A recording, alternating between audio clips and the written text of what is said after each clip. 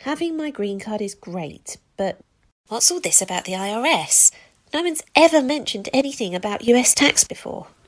Unfortunately, this type of reaction is common because green card holders living outside the US have no way of knowing that they have become US taxpayers and that they should be filing taxes and returns with the IRS. Hi, I'm Richard Rubin. I'm a tax attorney based in Atlanta. It's really important for green card applicants to know that they will become US taxpayers and the consequences that this will bring. Just as important, they need to know that many of these consequences can be avoided by planning for US tax. In Part 1, we discussed whether you should file US returns and pay US tax. In Part 2, we discussed whether you'll need to pay double tax. Today, in Part 3, we'll consider how you should plan for US tax.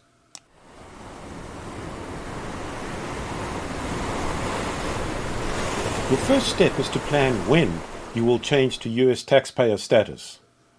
The most common trigger for USTP status is a green card plus presence in the US. So based on these two factors, you should determine when you can expect to become a USTP, as things currently stand. Next, estimate how long it will take you to implement the planning we will be discussing today.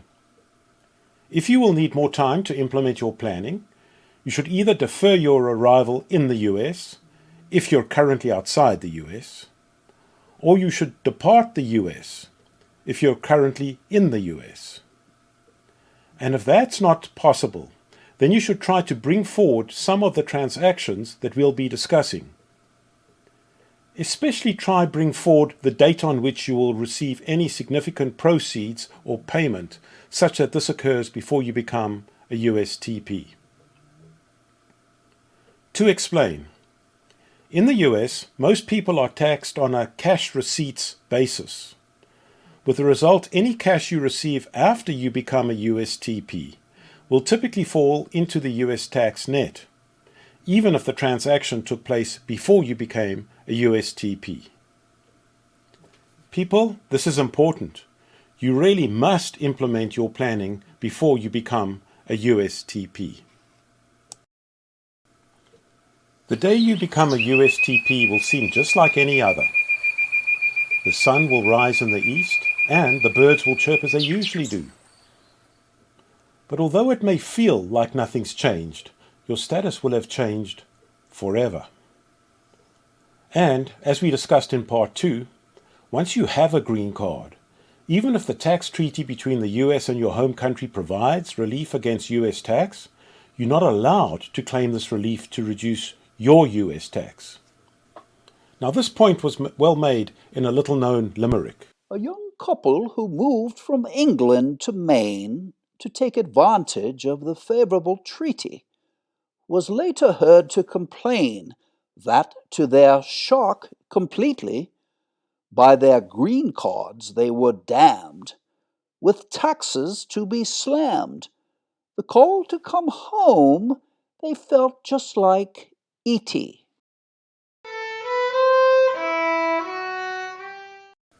Step 2.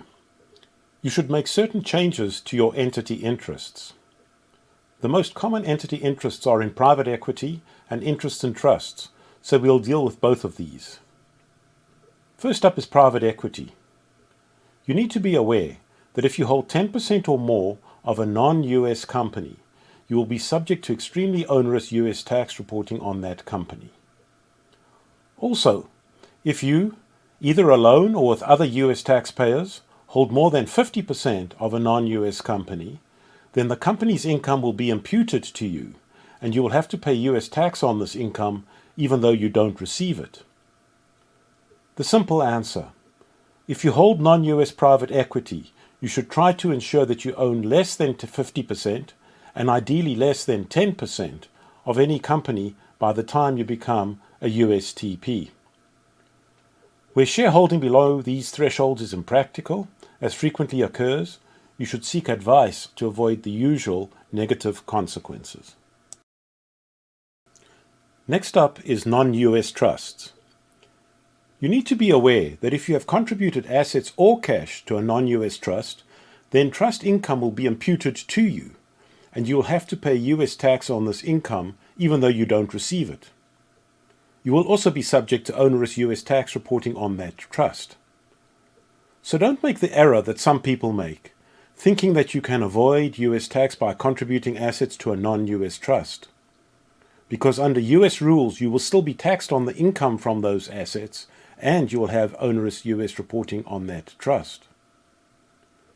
Now, if you haven't contributed cash or assets to the non-US trust, then you typically won't have an imputation of income. But here you will be taxed on any distribution that you receive from the trust, generally at a high rate, plus a penalty. These far-reaching rules on non-US trusts frequently come as a surprise for green card holders. But Richard, my family trust has absolutely nothing to do with the IRS. I mean, the trust was formed by my parents, and they've never even been to the US.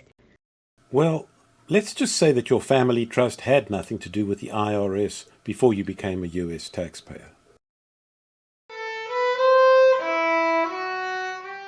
Unfortunately, green card holders have no reason to know that their non-US trust interests will generally become subject to onerous US tax once they become US taxpayers. So, if you have an interest in a non-US trust, the simple answer is to unwind the trust before you become a USTP. Now, if unwinding the trust is not possible for some reason, you'll need advice to avoid the negative US tax consequences that will otherwise apply. The bottom line: when you become a USTP, not only does your tax status change, but your entity interests are reclassified.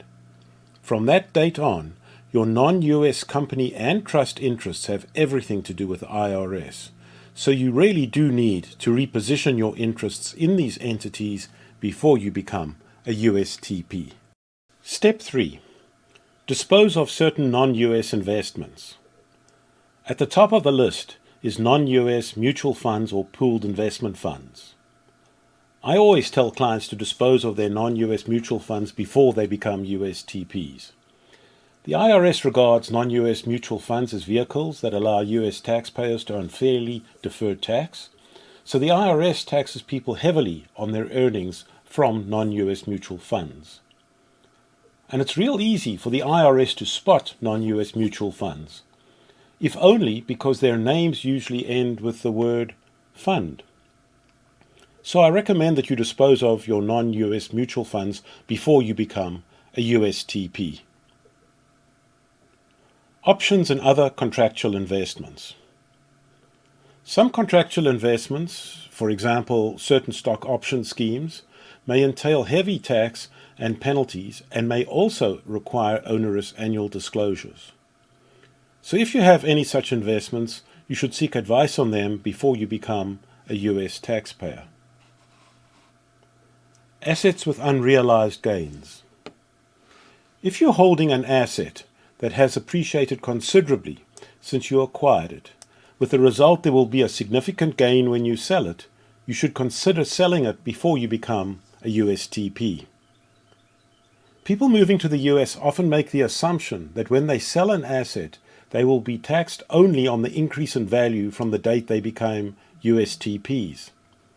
This is simply not true. You will be taxed on the difference between the selling price and what you paid for the asset, unless it's acquired by way of gift or inheritance. So, in summary, remember that timing is all important. Beware the companies you keep, and don't trust trusts. Make sure the mutual funds you keep are worth the harsh US tax treatment that you will be subjected to. And lastly, make sure you receive significant gains or other payments before you become a USTP. I hope you found this clip useful. For now, it's goodbye from my green card and the IRS.